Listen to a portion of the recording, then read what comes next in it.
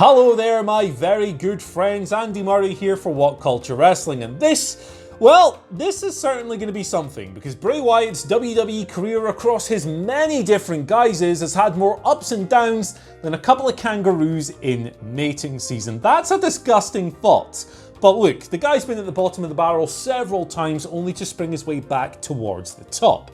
But another important thing to acknowledge with this guy is that he's one of the most divisive performers in WWE over the past 10 years, probably. I mean, he's been around since 2009. The guy splits opinion. So there are going to be certain things that I love that you think are trash, and things that you like that I'm not so fond of. Let's just accept that this whole thing is subjective, and really it's not worth getting upset about a difference of opinions. That's very, very silly indeed. It's only wrestling. Anyway, let's kick this thing off. I'm Andy for What Culture Wrestling, and these are the many faces of Bray Wyatt ranked from worst to best. Number 10, Axel Mulligan of FCW. I mean, I guess the hockey mask looks kinda cool and he's got a bit of a Slipknot roadie thing going on here, but this character never actually made it to television. It was restricted to a very brief period on the house show circuit for FCW back in the day when Bray was between Husky Harris and teaming up with his brother again. There's just nothing there. There's very little material to actually base this on, so how can I put him anywhere but number 10? I'm sorry, Axel, maybe you would have been a great character if you were given more of a chance, but you just kind of exist in little tiny YouTube clips filmed on someone's potato mobile phone, so sorry, pal. Number 9, Nexus member Husky Harris. Okay, this one's very simple. I'm going to save any kind of in-depth analysis here because Husky Harris was a background player in one of the worst versions of the Nexus. He wasn't there for the group's peak. The group had long since fallen off the radar by the time he came in. CM Punk took over as leader, and 4 weeks later he was booted so he could be repackaged. He was a background player throughout, and the whole thing was just nothing, really. Number 8, and you guys are not going to like this one bit, but it's The Fiend. The Fiend started incredibly well, like brilliant, genuinely brilliant. SummerSlam 2019, the squash match with Finn Balor, it was absolutely perfect. Everything from the new entrance music, to the character design, to the way he brutally squashed a former Universal Champion. Mwah! Tremendous stuff. But think about everything that's happened since then. There have been flashes of good stuff here and then, but we can't just ignore the disaster that was Hell in a Cell 2019, or the way he was brutally squashed by Goldberg of all people in Saudi Arabia. The Braun Strowman feud went on for what felt like 5 years. The Swamp Fight has got to be the worst cinematic match in recent WWE history, and yeah, I mean, the character still looks kinda cool, but the threat level was extinguished a long time ago. And now, in a completely nonsensical move, we're supposed to take The Fiend, this monster who tries to drown people in swamps and snaps people's necks during matches, as a babyface who's exerting some kind of mind control over Alexa Bliss. I don't know, guys, maybe you're into this kind of wackiness, but as you can tell from my description, I most certainly am not, and at his worst, The Fiend utterly shreds the core psychology of professional wrestling. He is a big, dumb, no-selling problem at his absolute worst, and he frequently is at his absolute worst. Number 7, the Eater of Worlds. The period we're talking about here is roughly 2014 to 2018, when Bray still had quite a fair bit of popularity, particularly among online fans, for whom a regular conversation was, man, Bray Wyatt sure deserves more than what they're currently giving him on TV. The problem is that the stuff they were giving him on TV was routinely so bad, it's impossible to rank him any higher than this. I am, of course, talking about nonsense like Dean Ambrose losing via exploding television, the creepy singing kids, the goddamn dressing up as Sister this guy was gonna have a match dressed up as Sister Abigail. For God's sake, it would have surely been an all-time wrestle crap classic, but he got a weird virus and he had to pull out of the pay-per-view. Thank goodness we were saved that, because if that went down, honestly, it might have killed his career entirely. And then there's the promos. Jesus Christ, the promos. These breathy, gasping, just nonsensical, endless diatribes in which the man managed to say nothing at all in about 5,000 words every single week. We were supposed to receive these things as deep because he used a few fancy words from someone's thesaurus. It wasn't deep, it was complete toot. And the way he was booked was even worse, losing almost every single big match the poor guy was put into.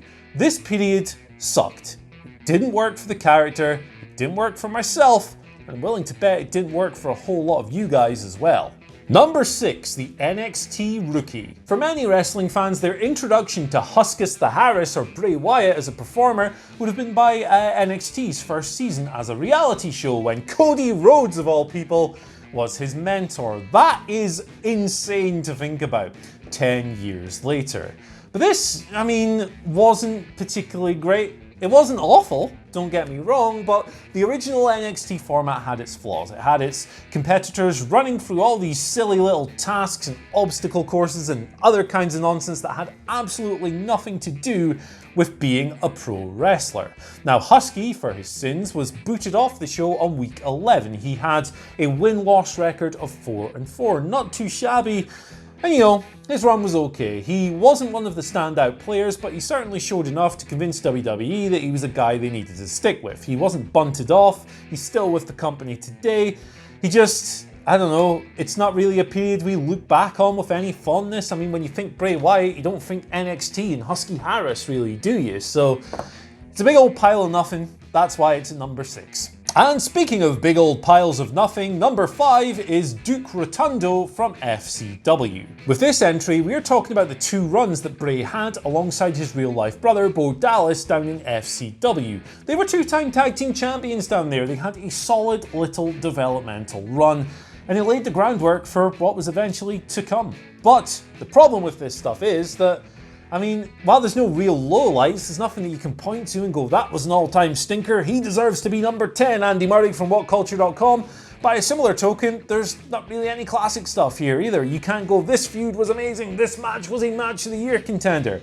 It just kind of happened, it kind of existed. It was pretty vanilla, but pretty vanilla on this list is enough to fit in the top 5. Number 4, WWE Champion Bray Wyatt. Now this should have been incredible. Think back to that year's Elimination Chamber. Bray Wyatt wins the WWE Championship. Finally, he pins John Cena and AJ Styles and he's all set for a perfect storyline. The implosion of the Wyatt family. You got Bray Wyatt, you got Randy Orton, and here in the middle is Luke Harper. It was all played so well. And then we started creeping closer to WrestleMania. And then we get to WrestleMania and we have that bug match. Bray loses the belt after 40-something days. It's a nothing title reign. And even though this happened after he lost the belt, I'm including it in this category. Jesus Christ, the House of Horrors match. Look, some of WWE's modern cinematic content hasn't been all that great. I've already spoken about the bloody swamp fight, but this might be the all-time worst.